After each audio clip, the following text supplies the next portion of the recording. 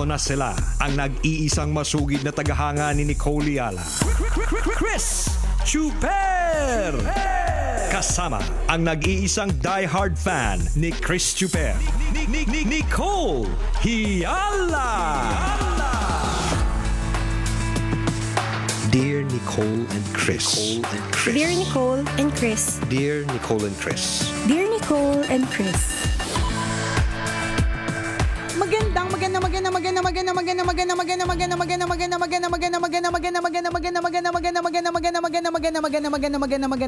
morning, Luzon, Visayas at Mindanao, Metro and Mega Manila. It's a Feel Good Friday. Hi, partner! Hi, partner! Hi, mga kabisyo! O, simplehan lang natin today. Yung mga outfit ni partner, mga ano lang, tamang mga magpapabarya lang sa kanto. Yan, ganyan. Alam mo, speaking of mga ganyan. Grabe yung alahas, magpapabarya. Hindi, speaking of may itsura siya na parang ano. Di ba kapag kalimbawa nanonood tayo ng mga pageant, nakakatawa lang kasi syempre trending ang Miss Universe. Kung mapapansin po ninyo, di ba, na lahat sa feed po natin, imposibleng walang Miss Universe na article, video, reel, na hindi lalabas. Imposible yon, 'di ba? Meron at meron. Tawa lang kasi kapag alam mo naman tayo mga Pilipino, tayo mga tao, 'di ba? Hindi lang siguro mga Pilipino, mga tao. Kapag nanonood ng mga pageant, parang feeling natin ang gaganda natin, 'di ba? Parang popogi. Naku, makahamak tayo dun sa mga wagas. Candidates, So may pinanood namin yung preliminary. So may nakakatawa kasi yung Tingnan mo, natatawa ka na kaagad, wala pa. Isa ka rin eh. Natatawa, totoo, isa talaga ako, partner. Natatawa ako dun sa kaibigan kong kasamang nanonood. Kasi kung makakomment, akala mo ang ganda-ganda. Ganito yung sabi niya, sabi niya ganito, ano ba yun? Parang nautusan lang. Ano ba yung kandidatang yan, nautusan? Tapos sabi naman isang kong kaibigan, grabe naman talagang pinaghandaan ng bansa nila yan. Sabi ko, grabe naman talaga kayo, but I agree. Charot. Pero totoo, aminin nyo na. Minsan ganyan tayo kapag halimbawa may mga lumalabas na bagong calendar girls o kaya bagong model ng ganito. Ng whatever brand. Kung makakomment tayo, ano ba yan? Mukhang bakla si ate. Ganon. Wow, talaga lang ha. May mga ganon. Mukhang ganito, mukhang ganyan. Mukhang sabog, ganon. Pero ikaw mismo parang parang inupuan yung mukha mo ng elepante. Grabehan maghamak. Pero tawang-tawa talaga ako. Kaya naalala ko yung sinabi mong parang simplehan lang natin si Nicole ngayon. Pero ganyan ang suot na alahas, di ba? Siyempre, Mayat de la Rosa yan, partner. Salamat ng marami, magpapabarya diba? lang. Magpapabarya. Pero may mga ganong pormahan na parang magpapabarya lang. So, naalala ko lang talaga yung comment ng kaibigan ko. Ano ba yun? Parang bibili lang ng suka. Sabing ganon. Miss Universe pageant yan, ha? Sabi pa na isang kong kaibigan, yan yung pinakamaganda sa kanila. Grabe yan. Ang sama! Grabe! Ayoko na sila maging friend kasi birds of the same feather. Alam mo na. Naku, bawas ligtas points yan. Birds of the same feather, hamak other people together. Ganyan. Meron mga ganyan ang nila, na ang trip nila, Manlait. Gusto nila, uupo sila sa isang coffee shop para laitin lahat ng mga dadaan. Ganon. Yan yung mga pampaubos oras nila. Huwag ka nga, dati nagkaroon tayo ng concert, merong isang celebrity na magpe-perform, dumating siya. Ang sabi ng ilang mga tao, hindi din namin sarili. Oo, di ba? Sabi, magpe-perform na yan? Ba't ganyan suot niya? Kasi nakachinelas. Pero bagong siya. Artista yun, ha? Hindi kasi partner, in fairness naman to her, bagong panalo siya. Nag-her. Yung muntik na. Muntik na sabihin. Feeling ko nga alam niya yun eh. Alam niya, feeling ko nadinig niya. Kasi lalakas ba ng boss ng mga DJs? Mga DJ ba nagsalita? Basta ang alam ko, bago lang din akong DJ. Hindi pa ako masyadong matapang. Bago-baguhan lang din ako. Lahat ng dati ng bago-baguhan talaga ako. Basta mabait pa tayo niya, di ba? Talaga. Kasi may concert po kami noon. Barangay. Sa barangay concert. Siyempre, lineup ng mga performers, lineup ng mga artists. Yung mga ibang artists, makita mo, bis talaga sila. Pinagandaan yung concert. Tapos nung siya na, akala namin, magbibihis pa siya. Akala namin, kasi minsan may mga artista pupunta na lang ng naka-casual wear, tapos magbibihis pa. May mga ganong artista eh. Totoo naman din. So, parang nagulat ang lahat kung anong itsura niya nung dumating, yun din yung itsura niya nag-perform. So sabi ng mga tao, ba't parang napadaan lang siya? Correct, ganun. At feeling ko alam niya, kasi may nakarinig. Kasi one time, nag-guest siya sa atin pabalik. Totoo ba? Oo, tapos na-mention niya ulit yung anecdote na yun, na parang, nung nag-concert nga kayo, sabi niyo, napadaan lang ako. Sorry naman ate, para ka talaga napadaan yata noon. Hindi ko Pero rin, we love her, oo of naman. course. At ngayon, talaga namang, of course, pag nagkaka-sponsor na, kapag ka naalagaan na, meron ng stylist, di ba? Meron ng mga nag-aalaga ng skin, mga ganyan. Nagle-level up naman po talaga. Kapag nakita mo yung mga suot niya lagi ngayon, pang malakasan. Correct, panis kayong lahat, di ba? Pero totoo, kasi kakapanalo lang niya nun, alam ko, sa parang isang contest. Oo, on TV. Correct. So, syempre, partner, simpleng-simple pa lang talaga siya noon. Alam nga namang lahat ng ipinanalo niya sa contest, pagbili niya kagad ng damit, di ba? Syempre, naging wise din yung pamilya nila. Nilagay nila sa tama. Totoo may alam may alam to ko sa pamilya. Hindi, pero totoo, para lang talagang napadaan. O tingnan mo, narinig niya, o di naging ano rin yun. Nag-level up At least yung actually, mga kabisyo, pwede nating tingnan sa mindset na gano'n o gamitin yung mindset na gano'n. Na pagka may narinig tayong hahamakin tayo, 'di ba? Pwedeng maawa na lang tayo sa sarili natin tapos feeling victim always. 'Di ba? Or pwede mong sabihin na, "Oy, hindi 'di ba? Ile-level up ko. Nagkakamali kayo ng tingin sa akin. Naiwan ko lang yung damit ko noon, pero hindi ako mukhang napadaan lang. At kahit ganito yung suot ko, halimaw ang boses ko." Tama. At totoo naman, sobrang bawi sa performance. Sobrang halimaw talaga. Parang kinalimutan ng mga taong nakachinela siya noon. Kasi sobrang halimaw talaga yung boses. Pang malaka. Ang lakas talaga. Super. Diba? Oo. At ngayon sobrang sikat niya pa rin. Sabi ng mga tao, sino kaya pinag-uusapan nila? The Who. At hindi naman kailangan may pag-reveal pa. Marami kasing ganon. Totoo naman, 'di ba? Tingnan mo, dati gusgusin, nung nagkatrabaho, 'di ba, naging maayos. 'Di ba? Dati ganito lang yung mga kinakainan. Nung nagkapera, nag-level up, umaarte na. Dati ito ang usual na malupit. Dati kahit sa mag-swimming, kahit na nagbabrown na yung swimming pool kasi ang dami-dami, sobrang public. Pero nung nagkapera, ayaw na. Umaarte na bigla. Ang tanong, meron po bang private? Ganon. 'Di ba? And there's nothing wrong with it.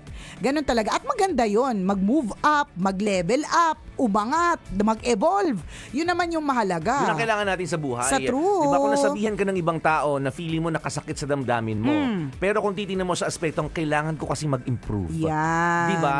Yun yung dapat naging nating maging mindset. Ibig sabihin magandang naging epekto sa'yo. Pero kung titingnan mo siya sa aspetong grabe naman sila, judgmental masyado, ang sama naman ng ugali. Naman. Totoo naman din, may ugali din po talaga.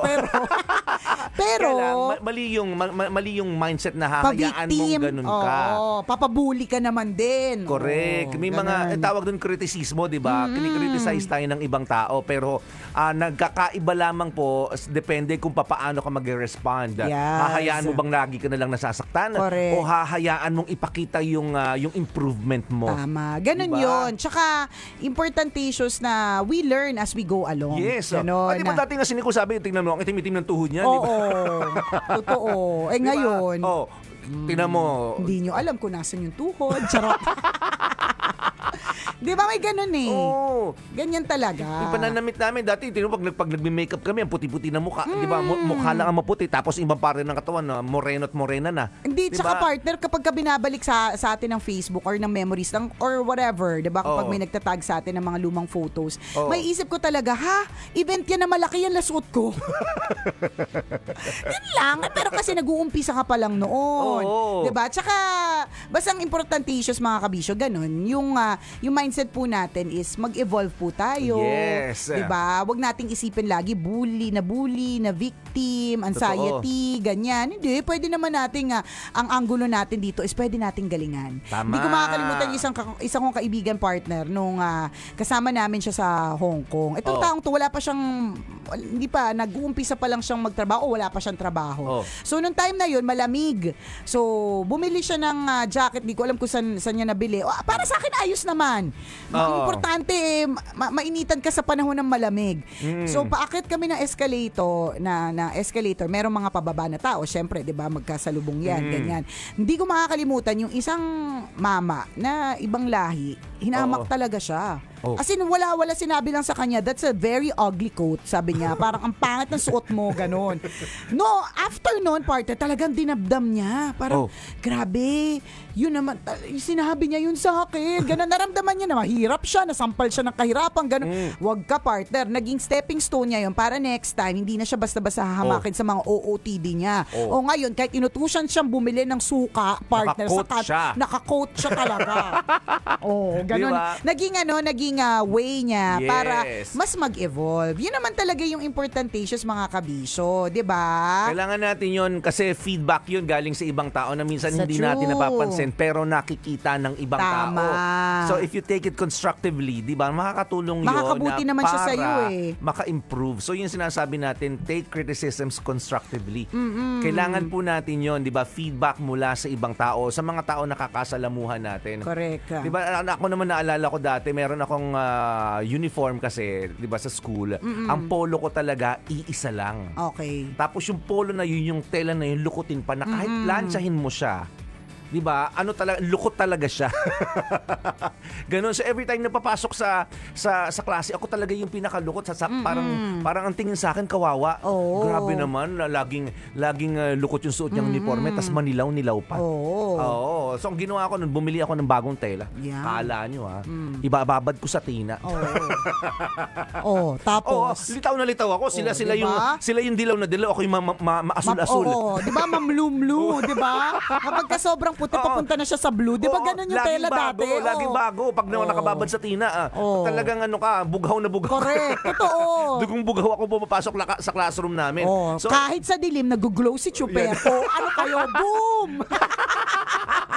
Kasi pwede Kasi I took it constructively. Tama. Diba na parang bakit ko hahayaang laging ganun yung polo ko? Correct. Diba? At pagtatawanan ako at hahamakin ako, Bibili diba? ako ng telang bago at i-improve ko. Kailangan papasok ko kung medyo blue. Yan. Diba? Tingnan mo. Simple lang. Pero totoo these are ways to improve and to evolve. Wag lagi po tayong victim mindset. Minsan may ganun tayo na, porke mahirap, porke maganto, ganyan. Oo naman, totoo. Totoo naman din na dumadaan din talaga tayo sa ganyan na hahamakin tayo. Pero wag always na dun sa aspetong wala na, ito na yon, hanggang dito na lang, hahamakin na ako for life. Hindi. Correct. O ganun, i-level up mo din. Ipakita mo na kaya mong na mali sila. Diba? Hindi ka kilala nga tayo, diba? Hinahamak-hamak dati sa eskwelahan. High school, college. Tapos drop out to, partner. Pero wag ka, lumipas ang panahon, mayaman. Diba? Nanlilibre sa atin. Drop out ba siya? Hindi ko alam. Drop out ka ba? Ay, siya ba? Hindi ko alam Ang dami kasi nating sinusplok sa air Pero wag ka. Bawing-bawi sa buhay nung nagtrabaho. Diyan nga ako, partner. Diyan nga ako minsan na nalulurky. Kasi madaming ganyan na kwento na kung sino yung drop out, kung sino yung hinahamak kasi hindi talaga matalino. Tapos mas mayaman sila sa atin. Diba? Ganun talaga. Madaming ganun na. Kaya nga minsan may isip mo, dapat pa bang pag-aralin sa maganda eskwelahan yung mga anak? Kasi in the end, may ganun pare-parehas. Pare-parehas yung mga kasabayan mo nag-aral sa ganitong paaralan pangmalakasan. Na pangmalakasan versus yung mga aminin na natin hindi ganun kalalakas pero may mga ganun kasi talaga, 'di ba? May mga top schools, may mga hindi. May mga hindi you've never heard of. 'Di ba? Pero wag ka nung nagkatrabaho na, sino yung na-promote? Yung sa sino mas mayaman. Sino mas mayaman, 'di ba? Kaya minsan may isip ko mo ano ba? Pero totoo, wag tayong pa-victim mindset always. Yes. Nagkakaroon talaga ng times because we're but human at dadaan talaga tayo sa mga stages na ganyan. Pero it doesn't mean na forever ka dyan sa stage na yan, na mahina, correct, na victim, or na api, ganyan. Tama. Minsan kailangan nating kumuha din ng inspirasyon sa sinasabi ng ibang tao. Tama. At saka dapat matuto. Yung always in life lessons. Lessons correct, lang lagi, 'di ba? Importantatious na matandaan po natin na in life may mga blessings na dadating at yung mga experiences na mga nega, lessons din yan na dumating. Correct. Diba? Para mas mas level up ka, mas matuto ka, next time alam mo na. At saka walang taong laging magaling. Oo. Laging may mas magaling actually. Laging may mas magaling. Araw-araw may lumalabas na mas magaling. So everyday kailangan may room for improvement. Correct. Everyday kailangan na may room para matuto. Yes. Huwag ding mayabang, Tama. 'di ba, na hindi na matututo. Correct. Muli ako po si Nicole Yala. At ako naman si Chris Chuper. Na nagpapaalala, walang matatag na relasyon sa malanding may determinasyon. Yun! Yung isang sinasabi ko, partner, na learning, kasi natandaan mo, nag-trending noon si Cristel Fulgar. Nag-trending siya. Lalarga ka na. Saan lakad mo? Saan lakad mo? Ba't di ka nagsasalita? Pipi ka ba? yung bisita namin ayaw magpakita. Ang dami siguro utang neto. Totoo daw. Gugora ka na talaga. Sige. Ingat ka ha. Will we see you later or no? No na. Sige. Sad naman nun. Maaga. I-blur ka na lang daw ni Kuya Boy. Bliner. Alata na ako kasi. Bliner. Kasi wala namang palabok sa pancake. Meron ba? Wala ba palabok sa Wala, sa Jollibee. Ako kumakain. Sabi niya kasi, pupunta ako ng pancake. Sabi niya, bibilang ko ng breakfast si Chuper palabok. Okay. Inisip ko, from pancake, lalakad may siya palabok sa Jollibee. Baka may kinakainan ko. Baka, meron lang may palabok. Spaghetti yung masarap sa pancake house. Okay. Sige. Tsaka taco. Ayan, yung tacos. Share na lang kami ni partner. Kumakain ka ba ng tacos? Hindi na ako makain. Ganun. Mamaya pa yung kain ko eh. Okay kainin mo na. Ang plastic mo naman. Gusto mo pa mag-share. Ay, wait lang. Hug lang. Bye-bye. Oo nga. Bye-bye. Ingat ka dun, ha? Ingat ka dun. Baka December nandito ka rin. Are you gonna be here? December? Maybe. Di naman, we will not be surprised. Sana hindi magkagulo doon. Kagulo saan? Daming sinasabi. Bye! Take care! Bye-bye. Thank you! Ayun. Diba? May mga bisita kaming mga pa-anonymous kasi. Mga pa-anonymous effect. So anyways, yung si Cristel Fulgar, hindi ko na alam kung nabalita mo yun, nag-trending ng quite some time yun na tech run, sorry kung mali yung detalye, pero ito yung understanding ko. So, nag-tech run partner, hindi mataas yung energy niya. So dahil doon, rehearsal po yung tech run. So dahil doon, hindi na siya yung sinalang na host kasi nga tech run pa lang gano'n na yung niya. So ako kasi pag tech run, sa totoo lang, hindi ko talaga ginagalingan sa tech run kasi nakakaubos siya ng energy. Maubos yung energy ko. Minsan ang tech run. Kaya siguro yung mga nasa Miss Universe, maraming pausa kanila. Tech run pala, high energy na. Tech run pa lang sumisigaw na sila, Namibia!